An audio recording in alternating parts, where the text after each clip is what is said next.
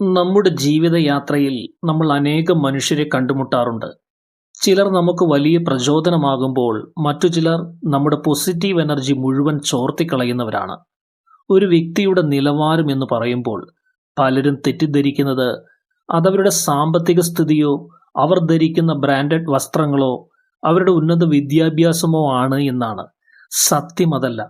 ഒരാളുടെ യഥാർത്ഥ ഗുണനിലവാരം വെളിപ്പെടുന്നത് അയാളുടെ സ്വഭാവത്തിലും പ്രതിസന്ധികളോടുള്ള അയാളുടെ സമീപനത്തിലും സഹജീവികളോടുള്ള പെരുമാറ്റത്തിലുമാണ്. നിലവാരം കുറഞ്ഞ വ്യക്തിത്വമുള്ളവർ പലപ്പോഴും നമ്മുടെ മാനസിക സമാധാനം നശിപ്പിക്കുകയും നമ്മുടെ വളർച്ചയെ പിന്നോട്ട് വലിക്കുകയും ചെയ്യും. അത്തരക്കാരെ അവരുടെ ബാഹ്യമായ ഇടപെടലുകളിൽ നിന്നും സംസാര ശൈലിയിൽ നിന്നും എങ്ങനെ കൃത്യമായി തിരിച്ചറിയാം എന്നതാണ് ഇന്ന് നമ്മൾ വിശകലനം ചെയ്യുന്നത്. ഇവിടെ നാം ചർച്ച ചെയ്യുന്ന 9 ലക്ഷണങ്ങൾ കൃത്യമായി മനസ്സിലാക്കിയാൽ നിങ്ങളുടെ ജീവിതത്തിൽ ആരെ കൂടെ കൂട്ടണമെന്നും ആരോട് മാന്യമായ അകലം പാലിക്കണമെന്നും നിങ്ങൾക്ക് വ്യക്തമാകും. നമ്മുടെ സമയവും ഊർജവും വിലപ്പെട്ടതാണ്. അത് അർഹതയില്ലാത്തവർക്ക് നൽകുന്നത് ഒഴിവാക്കാൻ ഈ അറിവ് നിങ്ങളെ സഹായിക്കും. ഒന്നാമതായി, മറ്റുള്ളവരെ പരിഹസിക്കുന്നതിലൂടെ ആത്മവിശ്വാസം കണ്ടെത്തുന്നവർ. നിലവാരം കുറഞ്ഞ വ്യക്തിത്വത്തിന്റെ ഏറ്റവും വലിയ ലക്ഷണമാണ് മറ്റുള്ളവരുടെ കുറവുകളെ പരിഹസിക്കുന്നത്. ഇക്കൂട്ടർ ഒരു കൂട്ടം ആളുകൾക്കിടയിൽ ഇരിക്കുമ്പോൾ അവിടെയുള്ള ആരുടെയെങ്കിലും ശാരീരികമായ പ്രത്യേകതകളെയോ അവരുടെ വസ്ത്രധാരണത്തെയോ അല്ലെങ്കിൽ അവർക്ക് പറ്റിയ ഒരു അബദ്ധത്തെയോ എടുത്ത് തമാശയാക്കാൻ ശ്രമിക്കും. യഥാർത്ഥത്തിൽ ഇവർക്ക് സ്വന്തമായി നല്ല കാര്യങ്ങൾ സംസാരിക്കാനോ ക്രിയാത്മകമായി ഇടപെടാനോ ഉള്ള കഴിവില്ലാത്തതുകൊണ്ടാണ് മറ്റൊരാളെ താഴ്ത്തിക്കെട്ടാൻ ശ്രമിക്കുന്നത്. മറ്റൊരാൾ അപമാനിതനായി നിൽക്കുന്നത് കാണുമ്പോൾ ഇവർക്കുള്ളിൽ ഒരു പ്രത്യേകതരം ആനന്ദം ലഭിക്കുന്നു. തമാശയ്ക്ക് പറഞ്ഞതല്ലേ എന്ന ഒരു ലളിതമായ വാചകം കൊണ്ട് അവർ തങ്ങളുടെ ക്രൂരതയെ മറച്ചുവെക്കാൻ ശ്രമിക്കും. മാന്യമായ നിലവാരമുള്ള ഒരു വ്യക്തി ഒരിക്കലും മറ്റൊരാളുടെ ആത്മാഭിമാനത്തെ മുറിപ്പെടുത്തിക്കൊണ്ട് തമാശ പറയുകയില്ല. ഇത്തരം ആളുകൾ പ്രകടിപ്പിക്കുന്നത് അവരുടെ തന്നെ വ്യക്തിത്വത്തിലെ പാപ്പരത്വമാണ്. ഇവർക്കൊപ്പം സമയം ചിലവഴിക്കുന്നത് നിങ്ങളുടെ ആത്മവിശ്വാസത്തെയും പോസിറ്റിവിറ്റിയെയും ദോഷകരമായി ബാധിക്കും. രണ്ടാമത്തെ ലക്ഷണം അങ്ങേയറ്റത്ത് നന്ദികേടും സ്വാർത്ഥവും നിറഞ്ഞ പെരുമാറ്റവുമാണ്. ഒരാളുടെ നിലവാരം അളക്കാനുള്ള ഏറ്റവും നല്ല മാർഗം അയാൾക്ക് ലഭിച്ച സഹായങ്ങളോട് അയാൾ എങ്ങനെ പ്രതികരിക്കുന്നു എന്ന് നോക്കുക എന്നതാണ്. നിലവാരം കുറഞ്ഞ ആളുകൾക്ക് നന്ദി എന്ന വികാരം തീരെ കുറവായിരിക്കും. അവർക്ക് എത്ര വലിയ സഹായം ചെയ്തു കൊടുത്താലും അത് തൻ്റെ അവകാശമാണെന്നും അത് ചെയ്തു തന്നയാൾ തൻ്റെ കടക്കാരനാണെന്നും ഇവർ വിശ്വസിക്കുന്നു. സഹായം ആവശ്യമുള്ള സമയത്ത് ഇവർ കാണിക്കുന്ന വിനയവും സ്നേഹവും കാര്യം കഴിഞ്ഞാൽ പുക പോലെ മാഞ്ഞു പോകും. അതിനുശേഷം ഉപകാരം ചെയ്ത വ്യക്തിയെക്കുറിച്ച് പോലും മോശമായി സംസാരിക്കാൻ ഇവർക്ക് മടിയുണ്ടാവുകയില്ല. അയാൾക്ക് അത് തരാതിരിക്കാൻ കഴിയില്ലായിരുന്നു, അല്ലെങ്കിൽ അയാൾ ചെയ്തത് അത്ര വലിയ കാര്യമൊന്നുമല്ല എന്ന് പറഞ്ഞ് നിങ്ങളുടെ അധ്വാനത്തെ അവർ നിസ്സാരവൽക്കരിക്കും. നന്ദികേട് എന്നത് കേവലം ഒരു സ്വഭാവദൂഷ്യമല്ല, അതൊരു വ്യക്തിയുടെ സംസ്കാരശൂന്യതയുടെ തെളിവാണ്. ഇത്തരം ആളുകളെ വിശ്വസിച്ച് വീണ്ടും സഹായങ്ങൾ ചെയ്യുന്നത് നിങ്ങളെ കൂടുതൽ നിരാശയിലേക്ക് എത്തിക്കൂ.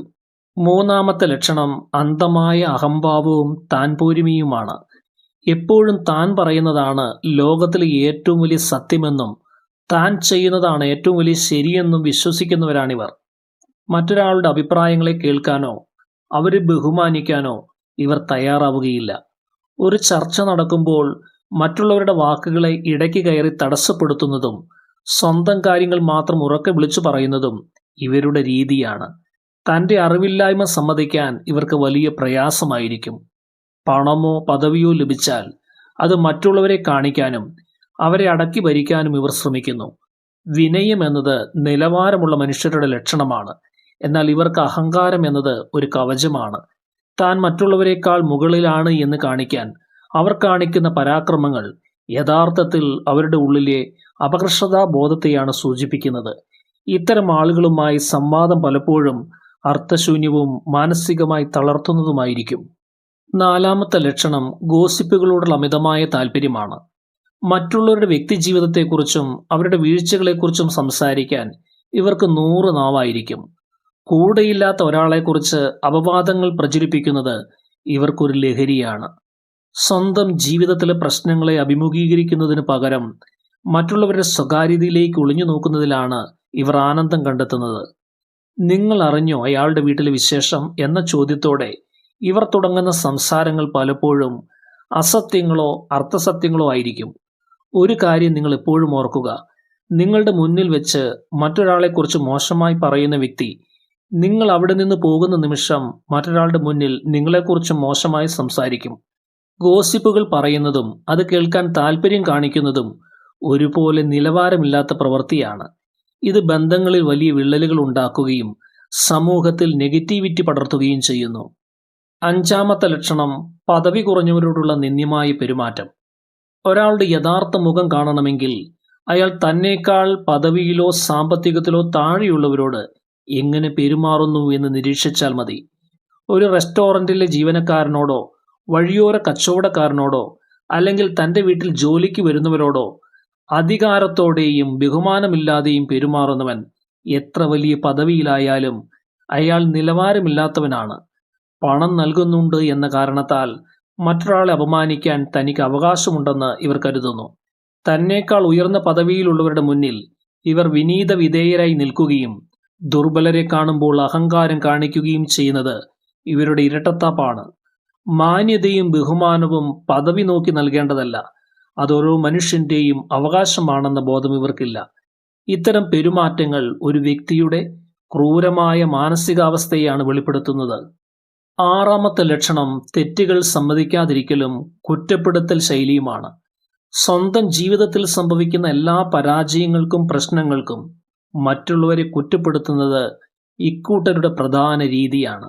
ഒരു തെറ്റു പറ്റിയാൽ അത് തുറന്നു സമ്മതിക്കാനോ അതിൽ നിന്ന് പാഠങ്ങൾ ഉൾക്കൊള്ളാനോ ഇവർ തയ്യാറാവുകയില്ല. പകരം സാഹചര്യം മോശമായതുകൊണ്ടാണ് അല്ലെങ്കിൽ മറ്റൊരാൾ ചതിച്ചതുകൊണ്ടാണ് തനിക്കിങ്ങനെ സംഭവിച്ചത് എന്ന് അവർ വാദിച്ചുകൊണ്ടേയിരിക്കും.